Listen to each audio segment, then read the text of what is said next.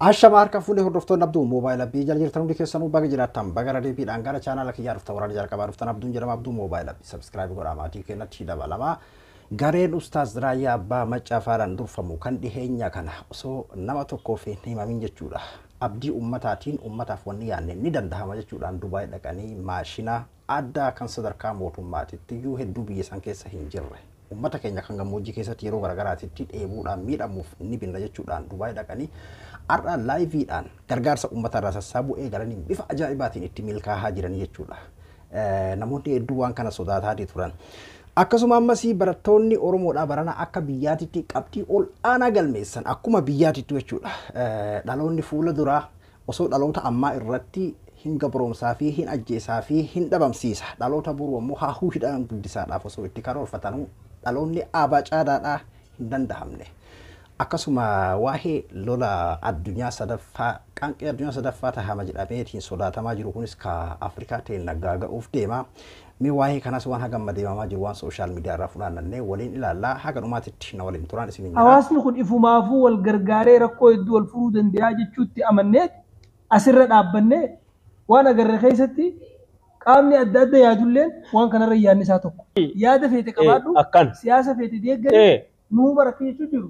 Nuti siyaasa takkallee irraa qulqulleechuu jiraami. Ati siyaasa irraa qullaa taateef siyaasni sirraa qullaan ta'uu beeka. Hin ta'u. Eenyu afaan hin ta'u ba'u. Eenyu waa ta'u ittiin qabu. Ati siyaasa irraa qullaa ta'uu baatu siyaasni sirraa qullaan ta'u. Hin ta'u.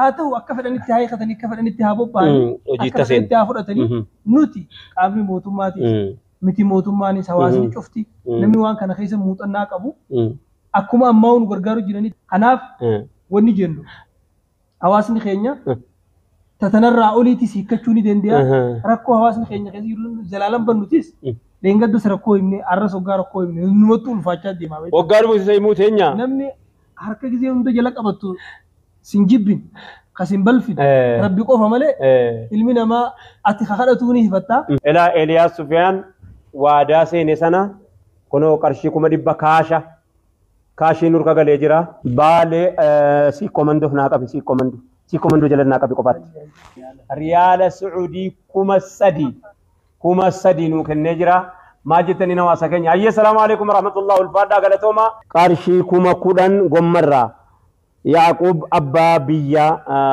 jedhi naa qabi bilbila isaa naa qaba ayyee jazaaka ayyee Yaaqub keenya ulfaadhu ergaan kee akkaawuntii kunoo asirra sii kaa'ee keenye akkaawuntii kana irratti nu dabarsi Yaaqub keenya gommarraa naannoo Jimmarraa birmannaa gammoojjii naannoo Oromiyaa eessallee haa taatu birmannaa gammoojjii naannoo keenyaatiif Yaaqub Abbaa Biyyaa birrii Itoophiyaa 10,000 nugumaache jazakallahu khairan rabbiin biliyoona 10 tiriliyoona 10 rabbiin si bagumaachu jannatallee rabbi si agammachiisu qarshii 30,000 afran qalloo jalatti galmeesse afran qalloo haasawuma keerraa hin bareebar waa tokko himuu nama barbaachisu baran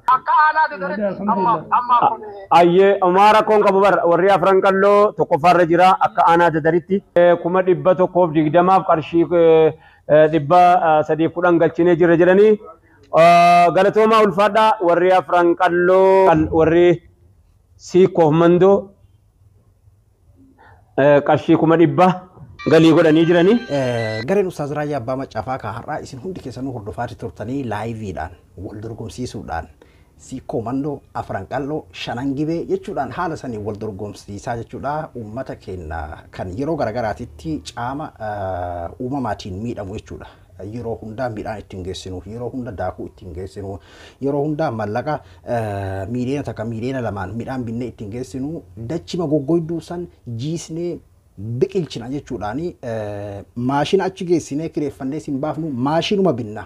Kana jechuun abbaan bishaan bakka rakkinni hongeedhaa Oromiyaa keessaa eessayyuu bahaa dhihaa kaabaa kibbaa Oromiyaa keessaa eessattuyyuu bakka gartee rakkinni akkanaa kun isaan mudate maashinuma kana fudhatee waan ogeessaa ittiin baasu san qofaa kafalaa jechuudha naannoo sun fakkeenyaaf Harargee keessa bakki dheebuu mudate yoo jiraate uummanni naannoo sanii maal kafalataa waan harka maashina kanaa kafalamuufitii fi waanuma gartee fakkeenyaaf baasii asirratti bahuu qofa kafalata maashinni kan eenyuuti kan isaati jechuudha.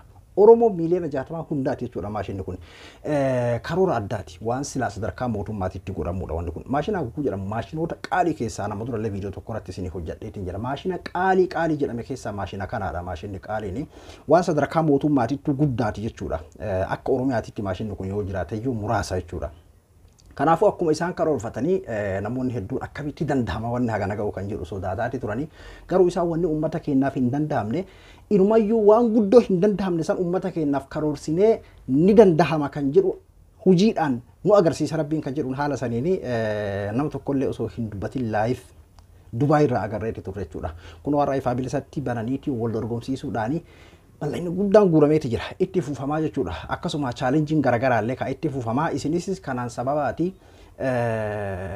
waan kana keessatti hirmaadhaati baay'ee tokko kan nama gammachiisu har'aa 100 fi 200 malee guuramaa hin jiru jechuudha malee. Mallaqa Itoophiyaa 100, 200, 300 kanaa malee guuramaa hin jiru jechuudha. Riyaala 2,000, 3,000 akka dur riyaala 100 doolaara 50 maaliin hin jiru jechuudha.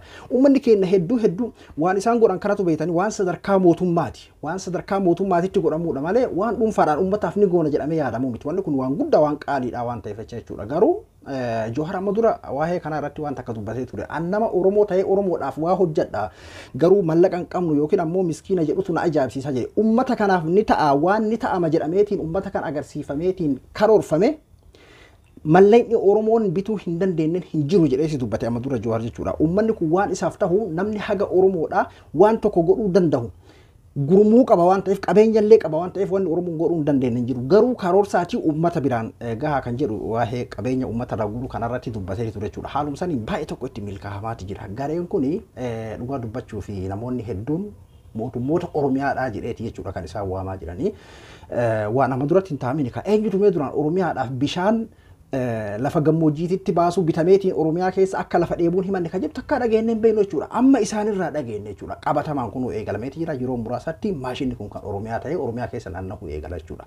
Bakka hongeen itti gahe kamittuyyuu Oromiyaa bahadee akaabaa kibbatti dhaqqabeetiin bishaan baasuudhaaf karoorri kaahameeti jira jechuudha. Miirri uummataa kanarraa kuni hedduu kan addaata akka ture jechuudha. Baay'ee tokko nama gammachiisa wal dorgommii shanan gibee afran qalloo sikkomando kan jedhu baay'ee tokko nama hawwata haala saniin live yeroo dheeraa turamedha jechuudha. Hedduu nama gammachiisa jechuudha. Inni biraa barattoonni keenya ka baranaa qabxii ol'aanaa akka biyyaatitti akka Oromiyaatitti miti yookiin akka naannoo takkaatitti miti. Qabxii ol'aanaa akka biyyaatitti galmeessanii jechuudha. Mee fakkeenyaaf kan sooshaal miidiyaa kanarratti ijoo ta'e keessattuu shamarree xiqqoo tana fa'aa agartaniiti jirtan kan herrega 100% fidde saayinsii tokko arganne jechuudha. Namoonni hedduun dinqisiifannaa guddaa argatanii turte jechuudha shamarreen tuni. Tokko immoo kan dinqisiifannaa guddaa argate dargaggoo qacalee bareedaa kanaadha. Alaazar Takkaa Gammachuu jedhama. Finfinnee keessaa Addis Ababeedha. Bakka Asteer Badhaaneedha keessatti waan dubbatan hin beekanii afaan hin beekanii nama waliin galanii jinniidha maaroodha jetteetiin jibba saba kanaaf qabdu himataa turte. Warri sun hundi ajandaa warra siyaasa biyya kana oofaa jiru warra qabanidha beeki. Kan bikka akkas jedhamaa san keessatti jechuudha. Alaazar Takkaa Gammachuu jechuudha. Fiiziksii 100 keessaa 100, herrega 100 keessaa 100 jechuudha. Nama ajaa'ibsiisu. Hedduu takka nama ajaa'ibsiisa jechuudha. 600 keessaa qabxii kenname keessaa 37 qofa dhabuudhaan 563 fide jechuudha. Raajii takkaan godhamne beeke herregni 100 keessaa 100 fidame takkaan jiru biyya isaa keessatti riikaardiidha beeke kun amma fiiziksii 100 keessaa 100 kan fidame riikaardiidha akka biyya saniitti isin jechuu barbaadeeti kan Finfinnee beekaatiin tokkocha kana keessa isin buuse hedduudha ijoolleen akkanatti saqqalan jechuudha. Kanaafuu hedduu takka nama gammachiisaa jechuudha. Akkasuma mee kan mana barumsa Hadaamaa keessaa qofa jechuudha. Barattoota 6 kanaan isin hima wal duraa duubaan jechuudha. Mana barumsa tokkocha keessaa hibe. Mana barnoota bultii addaa odaa kan jedhamu kan gartee damee Hadaamaa qofarraa jechuudha. Namoota 6 kan qabxii gurguddaa fidan akka biyyaatitti jechuudha.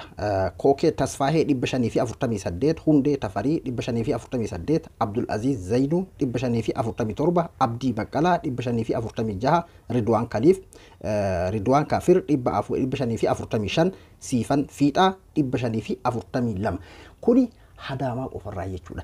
Guutuu biyyattii keessatti jechuun fakkeenyaaf hanama kana kan naannoo tokko qofaadha kan inni isiniin jedhe malee guutuu Oromiyaa keessatti jechuudha. Qabxii ol'aanaa kan fide ijoollee Oromooti jechuudha. Dhaloonni akkanaa kun osoo akkanatti duubaan biqilaa jiruyyuu dhaloota ammaa kana yoo fakkeenyaa fi kana waan Oromiyaadha Oromoodha Abacaada jedhamu kana kan amma gartee wayyaaneetu gurratti waraabde barakka waan wayyaaneen Abacaada nu uumte wayyaaneedha yaamani. Abacaada illee beeki wayyaaneedha waamani beeki. Tarii namoonni hedduun keessattuu warri rabbiin gaaromina biltsiginnaa baneef wanni kun itti mul'atu. Abacaada illee wayyaanee waaman. Oromiyaa jechuullee wayyaanee waaman. Ani Oromoodha ofiin jechuu keellee wayyaanee waamanii jechuudha. Waan Oromoon dhiiga itti dhangalaaseetiin ifaajee ofiitiin argate eenyummaa ofii biyya ofii ofiin naannoo ofii xiqqaattullee ofiin of bulchuudhaan kan Oromoon argate kana wayyaaneedhaan waaman jechuudha. Kana balleessaa dhaloota dhufammoo Itoophiyaa takkatti kan jedhuun guddisaa kan jedhudha. Dhaloota akkanatti kunoo jalaa akkanatti finiinee guddataa jiru kana eenyunuu gadi qabeetiin mirga isaa irraa sarbee gabroomsaa kolaasee akkasitti uf dagachiisa ka ammaa kana hidhee tumee sodaachisee yoon godhee kan fuula dura ammoo Itoophiyaa ta'ee naa guddata haahuu ta'ee naa guddata jedhee diina karoorfatuu fi kuni biqila Abacaadaadhaan guddateedha jechuudha. Kanaafuu abadan abbaan barbaade amma booda Oromiyaa deebisee Oromoo deebisee akka isaan yaadan san haguugee waan hin taane aadaa namaa fidee itti uffisee sirna namaa fidee itti uffisee uf wallaalchiseetiin akkasitti guddisa kan jedhu ufumaaf abjuu ta'ee keessatti hafaa jechuudha. Hedduu nama gammachiisa qabxiin barana barattoonni keenya kutaa 12tti fidan jechuudha. Guutuu biyyattii keessatti hatta Finfinnee keessatti Addis Ababaa keessatti illee ijoolleen Oromoo qabxii ol aanaadha kan fidanidha jechuudha. Hedduu takka nama gammachiisaa jechuudha. Inni biraa immoo ka biyya bombii addunyaan sodaattu Rokoneela jedhameetiin kan yaamamu akkuma isinuu beektan summii addunyaa kanaa jedhamee kan himamu nuti illee beekuu baannus yeroo himamutti wanni kun addunyaa guutuudhaaf sodaachisaa kan ta'e warri qaban amman tana lola addunyaa qaanqee addunyaa sadaffaa ta'a jedhameetiin kan sodaatamaa jiru lola Raashiyaan Yuukireen irratti bante jechuudha. Lolli kun lola qaanqee addunyaa sadaffaa ta'a jedhameetiin kan eegamaa jiru. Maaliif ennaa Yuukireen qofarratti miti jechuudha. Wanni kun Awurooppaa guutuudha ilaallata akkasuma ammas NATO guutuudha ilaallata jechuudha. Dhaabbata walii galtee kaaba Atlantikaa kan jedhamu kana guutuu isaaniiti jechuudha kan ilaallatu. Wanni kun USA akkasuma UK Awurooppaa biyyoota 30 olii jechuudha. Warri kun guutuun isaanii cal'isaatiin jiran jechuudha. Amma yeroodhaaf Raashiyaan uummata kana miidhuu dandeessi uummata Yuukireen lola keessatti ka namni miidhamu yeroo hundaa uummata miskiina akkuma ka biyya keenya san faranjiileen akkanuma beekaa amma iyyuu kun magaalaa guddittii dabalatee baqatutti jira jechuudha uummanni Yuukireen lola kana jalaa har'aan tanayyuu Raashiyaan lola kana ka eegaltee eedarraa haga ammaatitti gara buufata 70 dhooyita jedhama buufata lolaa kan Yuukireen 70 ol dhooyita jedhama haa ta'uuti biyyoonni amma jenne kana NATO kun hundi isaatu jechuudha waan kanarratti akka isaan hojjetaa jiranidha. Ameerikaan ammaaf qoqqobbiidha. Amma fakkeenyaaf namoonni hedduun Ameerikaan qoqqobbiidha malee hin sodaatti yookiin Raashiyaatti hin deemtu. Dhugaadha Raashiyaan Yuukireena hidhattee inumayyuu meeshaa lolaatiin Ameerikatti aantee lammaffaadha jedhama. Tarii yoo dogongoruu baadhe Raashiyaan keessattuu Rokoneelaan ammoo Ameerikarrallee guddaadha natti fakkaata. Hundaafuu garuu tarii Raashiyaan Awurooppaa fi Ameerikaa addunyaa tana guutuu walitti waan hinjibattu fakkaatu ammaaf ammoo haga tokko ka Yuukireen miitullee lolli kun yoo asumaan cichamee itti kan fufamu taate rabbi haa dhaabu lola biyya takkaafuu faayidaa hin qabu akkuma biyya keenya akkuma gaafa dhihoo Tigraay miidhamte sanitti jechuudha kanarratti illee uummatuma miskiina jechuudha kan miidhamu lolli eessumatti yoo ka'e uummatuma miskiina jechuudha kan miidhamu garuu kun wanni sodaatameef uummata gartee annin jira addunyaa kanarra ana malee namni hin jiru jedhudha uummanni kun hundi isaatu uummata bombii Rokoneelaa kan hidhateedha. Biyyi Rokoneela kan harkaa qabdu waliin loltu jechuudha wal eeggate hundinuu wal beeyti waan ta'eef likkii waliin loltu jechuudha garuu amma biyyuma guutuu addunyaa kan waan kan harkaa qabdutu wal lolaa jira jechuudha hatta Chaayinaallee Raashiyaa waliin dhaabatti jedhameeti kan shakkamaa jiru Awurooppaan guutuun isaanii ni qaban akkuma isinuu beektan jechuun biyyoon amma isin fakkeenyaaf isin irratti xiyyeeffatte kan akka Yuukireen kan akka Faransaay kan akka Jarman kun hundi warra Yuukireen irratti Yuukireen waliin dhaabbatudha warri kun hundi isaaniitu bombii summii kana qabaa jechuudha tarii wanni kun xiqqii keessa seenee yoo asiin itti fufee summii kanaan wal dhahuu danda'a yoo summiin kun darbatame rabbi nutti hin godhini haga Afrikaatitti rakkoo ta'uu danda'a jechuudha. Afrikaan miskiina waan biyyoota kanarraa as dhufu fakkeenyaaf Yuukireen waan akka gartee daakuu garaagaraa nyaata adda addaa oomishuudhaan kan isin beekamtu Awurooppaa keessaa akkasuma Raashiyaanis gaaza bal'aadha qabdi. Haala akkanaa kana wantoonni kun hundinuu hir'inni qaala'umiinsi garaagaraadhaa tahamuudha danda'a. Hundaafuu Yuukireen rabbi haa gargaaru maaliif uummata miskiinatu miidhamaa jira kan lola irratti banellee Raashiyaadha malee Yuukireenii miti dhugaadha wal dhabdee siyaasa garaagaraa jiraatu iyyuu anamma akka nama dhuunfaatitti Raashiyaa rabbi daaraa isii haa godhu. Akkuma isin yaadatan Raashiyaan ka Sooriyaa keessatti daa'imman meeqa. Raashiyaa yeroo garagaraatitti Ameerikaan bar fakkeessuuf illee yoo taate yeroo hedduu uummata waliin dhaabatti. Jechuun bakka siyaasa ofii feetullee haa ta'u bakka siyaasa isiif hin taane garuu hin dhaabattu. Garuu bakka siyaasa isii ta'utti Ameerikaan uummata waliin dhaabatti. Yoo uummataa fi mootummaa waliin bu'e uummata waliin dhaabatti jechuudha. Garuu Raashiyaan akkuma isin beektan mootummaa diktaatara yeroo uummataa waliin bu'e mootummaa san bira dhaabatti jechuudha. Bashar al-Assad waliin dhaabachuudhaaf Sooriyaa akkasitti daaraa godhanii daa'imman meeqa ibiddaan bobeessan jechuudha.